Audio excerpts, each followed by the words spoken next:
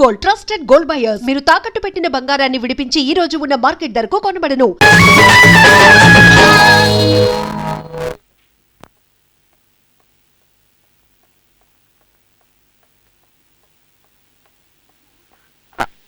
Madam, Gopi ఇక్కడ operation theatre లో ఉన్నారు. Thank you madam. No mention.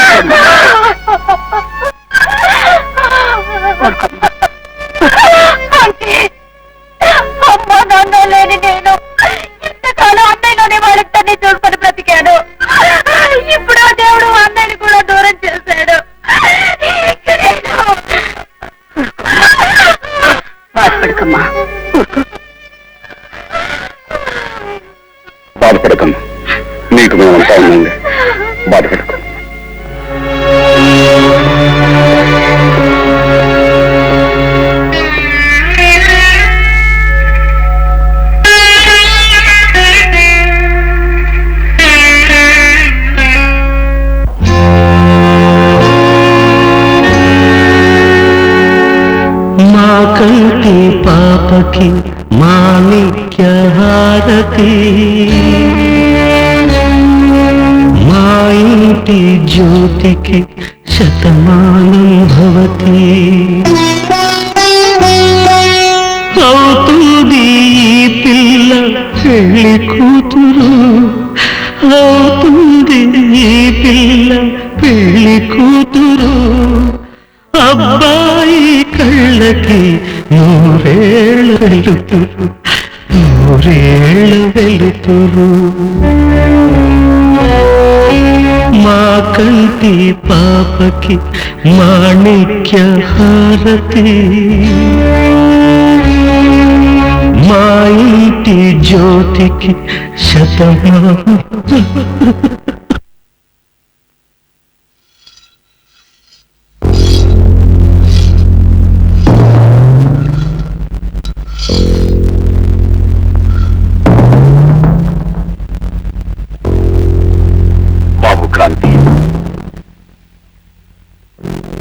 ఇలా ఒంటరిగా నీలో నువ్వు కుమిలిపోతుంటే ఇక ఆడపిల్లలకి ధైర్యం చెప్పేదెవరు?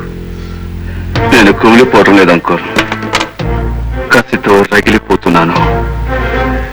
నా గుండె అగ్నిపర్వతంలా మారి మండుతుంటే అతి కష్టం మీద నన్ను నేను నిగ్రహించుకుంటున్నాను. క్రాంతి అంకుల్, నా బంగారు చెల్లెలు మనసు పడ్డ ఆ గోపిని అతి దారుణంగా హత్య చేస్తున్న ఆ మృగాల్ని వదలను. వాళ్ళని వేటాడి వెంటాడి చీల్చి చీల్చి చంపుతాను. ఆ దేవుడే దిగొచ్చి అడ్డుపడినా సరే వాళ్ళను మాత్రం వదిలిపెట్టను.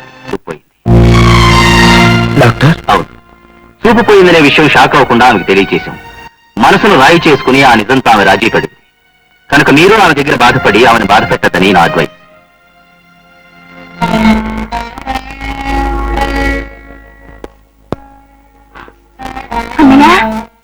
వచ్చావా అన్నయ్య? లక్ష్మి, నాకు చూపు పోయిందని బాధపడుతున్నావా? వద్దన్నయ్య, వద్దు. లక్ష్మి, నీ చూపుపోతే నా కళ్ళే పోయినట్లమ్మా. ఏమిటన్నయ్యా అలా చిన్నపిల్లల్లా బాధపడుతున్నావేంటి? లక్ష్మి, రాధా, మీరిద్దరూ నాకు రెండు కళ్ళై నాకు చూపులేని తీరుస్తారా? అవేమట్లమ్మా, మీరిద్దరూ నాకు తోడుండగా నాకు చూపు ఉంటేనే లేకపోతేనే.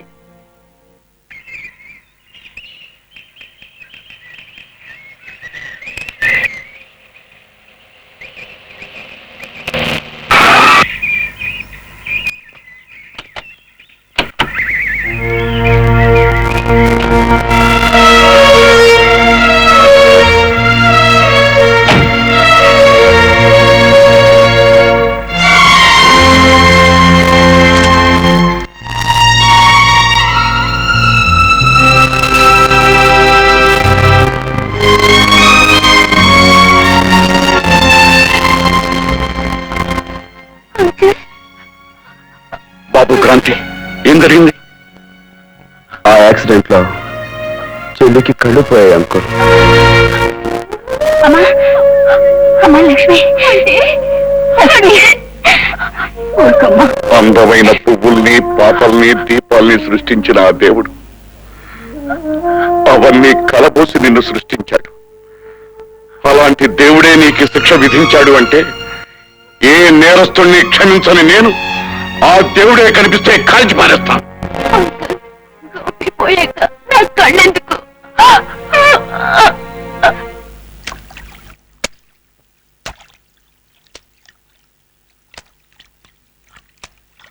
చాలా ఇదైన ప్లాన్ వేసినందుకు నీకు బహుమానం తీసుకో. చాలా సంతోషం సార్, మీ గొప్ప మనసుకు నువ్వే తీసేసుకోకు. నువ్వెంత ఇదిగా ప్లాన్ వేశావో వాడు అంత ఇదిగా సహకరించాడు కనుక సగం వాడికి. నా సర్వీస్ మీరు గుర్తించినందుకు చాలా సంతోషం బాస్. ఆగు, డబ్బును చూసి మరీ అంత ఉత్సాహపడిపోకూడదు. నీది 2 షాల్తీల్ని లేపవలసిన బాధ్యత కాని చచ్చి చెడి ఎలాగోలా ఇదై ఒక షాల్తీనే కదా లేపావు, అంచేత నువ్వు సగమే తీసుకో. మరీ అంత ఏడుపు మొహం పెట్టేకు. ఆ పులిగాడి చెల్లెలు గుడ్డిదైపోవడానికి ఓ రకంగా నువ్వే కారకుడివి కనుక తీసుకో నా బహుమానం. Thank you boss, thank you.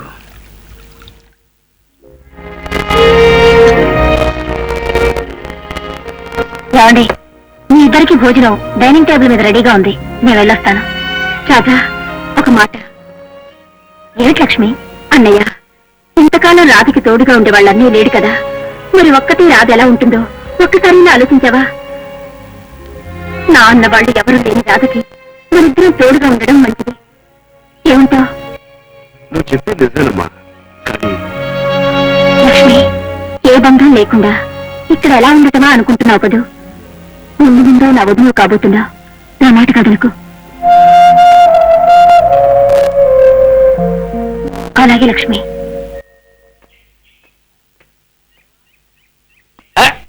ఏమా ఏమిటి ఇలా వచ్చాయంటే? ఇవాళ నాకు హాలిడే అండి. ప్రతాపరావు గారు లాంటి రిటైర్డ్ పోలీస్ ఆఫీసర్ కలిస్తే ఆయన అనుభవాలు, డ్యూటీలో మెలకువలు తెలుసుకోవచ్చని. ఏమిటి ప్రతాపరావు గారి అనుభవాలా? ఆయన అనుభవాల గురించి తెలుసుకునేందుకు ఏముందో? ఆయన ఏమన్నా అలీబాబా సింధుబాబా అడ్వెంచర్ చేయడానికి? ఆయన వల్లనే ఉందయ్యా.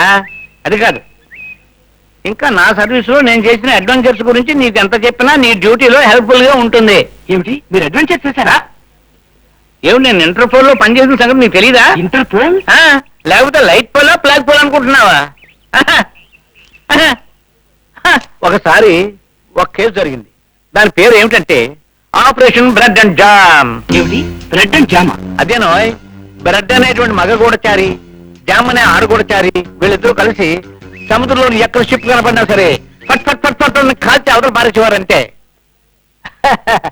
అప్పట్లో నాకు ఇలాగే సాల్యూట్ చేస్తుండేవారు. సార్, మీ వెనకాల చరిత్ర నాకు చెప్పేది. ఒకసారి ఆ బ్రెడ్ గాడిని షిప్ మీదకి వెళ్ళి కలుసుకున్నాను. సార్, ఒక్కసారి మీరు వెనక్కి తిరిగి చూస్తే వాడు సముద్రంలో తోసేస్తాడు. వాడి సంగతి నాకు తెలుసు. అంచేత నేను వెనక్కి తిరిగి చూడలేదు. ప్రతాపరావు గారు ఏమిటా ప్రతాపరావు అని ఇందాక నుంచి జపం చేస్తున్నావు? వాడు అప్పుడెక్కడ ఉన్నాడు? ఏమంటాను, పోలీస్ స్టేషన్ లో లంతాలు కొడుతూ ఉండి ఉంటాడు. నా చేతులతో నేను అనేక సార్లు ఇచ్చాను.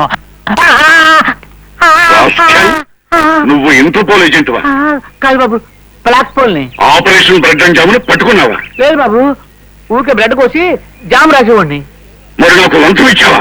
లేదు బాబు, లేదు బాబు, నేను ఎప్పుడు ఇచ్చాను? వెనక మీరే ఇచ్చేవారు, ఇప్పుడు ఇస్తున్నారు, భవిష్యత్తులో ఇస్తారు.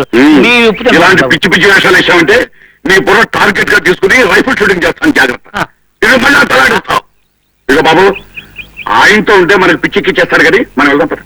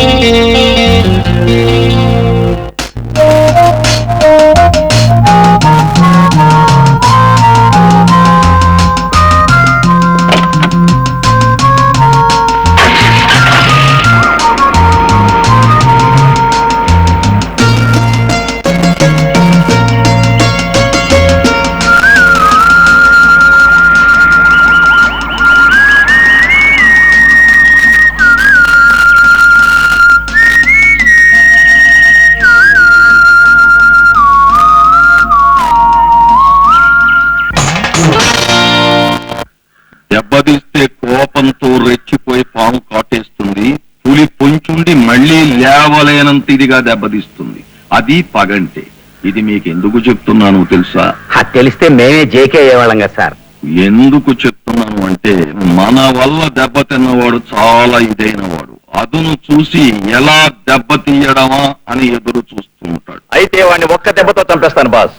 డేట్ మారేలోగా వాడి డెడ్ బాడీని మీ ముందు ఉంచుతాను. చంపడం నీలో ఉన్న ఇది, చంపకుండా చెలగాటం ఆడడం అనేది నాలో ఉన్న ఇది. కనుక కిరాయి ఇన్స్పెక్టరు, చెప్పండి.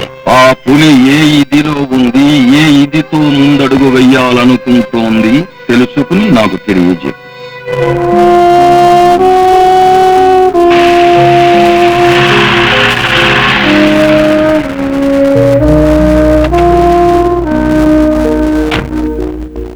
ఎలా ఉన్నావు మా లక్ష్మి? ఎవరు? ఇన్స్పెక్టర్ శ్యామ. అవునమ్మా, మీ అన్నయ్య కోసం వచ్చాను. లోపల ఉన్నాడా? ఉన్నారు, రండి.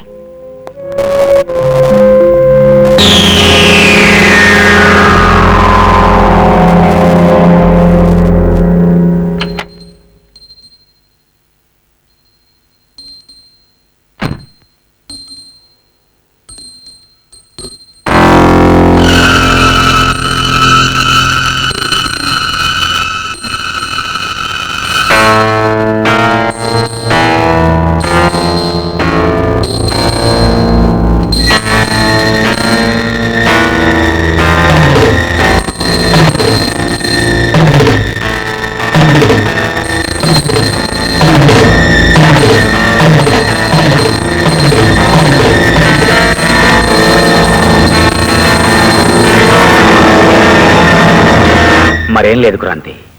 నీ చెల్లెల విషయంలో జరిగిన అన్యాయానికి వృత్తిరీత్యా కాకుండా పర్సనల్ గా కూడా నా సాయం నీకు ఎప్పుడు ఉంటుందని చెప్పడానికే వచ్చాను. ఉదుషా, నన్ను దెబ్బతీసిన మనిషిని తిరిగి దెబ్బ కొట్టడానికి నాకెవరి సహాయం అక్కర్లేదు. Thank you for your coming. It's all right.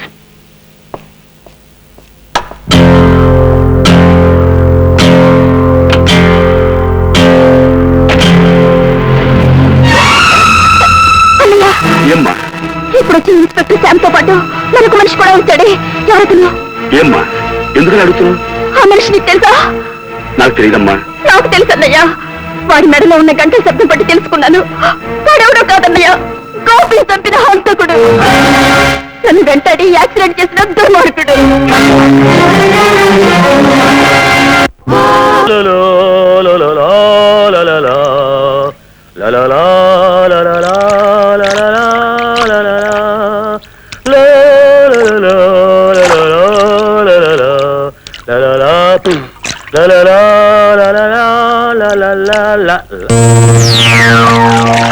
నువ్వా? ఏమిటి ఇలా వచ్చావు?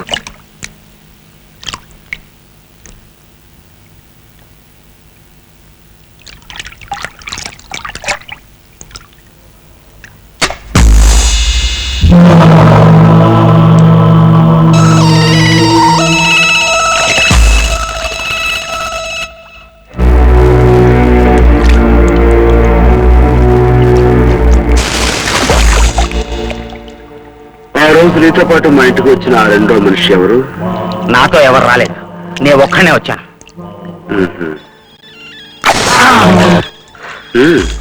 నాకు తెలీదు. తెలియదా? వద్దు వద్దు, చెప్పేస్తాను. వాడి పేరు జేమ్స్. జేకే ఫ్యాక్టరీలో మేనేజర్ గా పనిచేస్తున్నాడు. ఫ్యాక్టరీలోనే ఉంటాడు.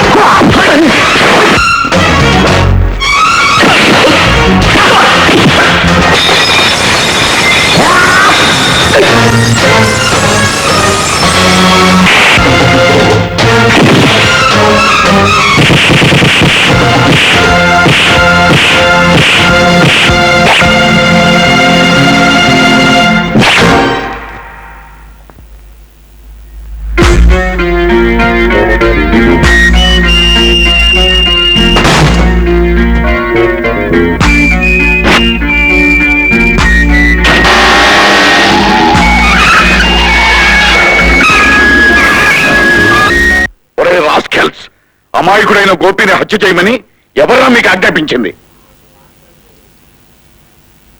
నాకు మాత్రం తెలియదు. తెలీదు? వద్దు, చెప్పేస్తాను. ఈ నేరాలు ఘోరాలు చేయించింది జేకే.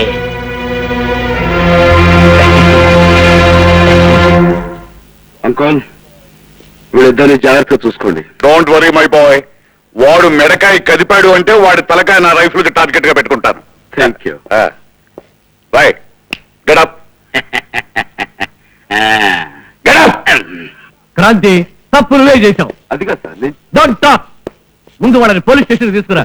చట్టాన్ని నీ చేతుల్లోకి తీసుకోకు. చూడు సార్,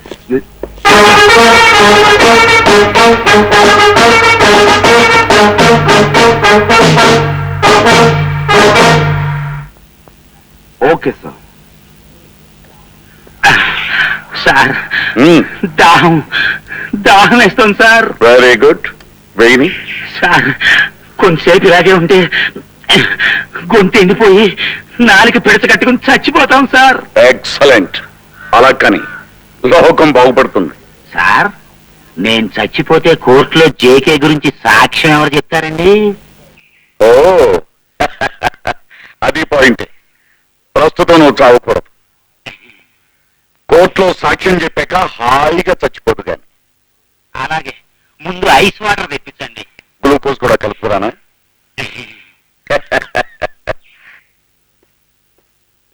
సావిత్రి, కాస్త మంచిలు పట్టు. అమ్మా, లేట్ అవుతుంది. మీరు పొంచొచ్చు కదా. తర్వాత అందరం కలిసి ఫోన్ చేయొచ్చు.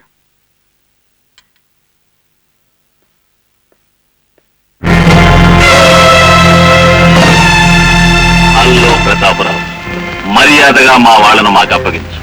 నా కంఠంలో ప్రాణం ఉండగా పని జరగదు. అయితే నీ కంఠంలో ప్రాణం తీసి మా వాళ్ళను మేము విడిపించుకుని వెళతాం.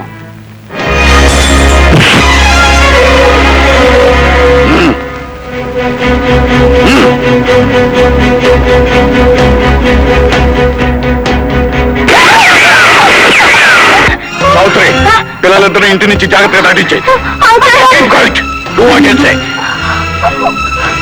అదండి, ముందు మీరు వెళ్ళిపోండమ్మా. ఆంటీ, నిన్ను వదిలిపెట్టి. మాకేం పర్వాలేదమ్మా, మీరు వెళ్ళండి. జాగ్రత్త.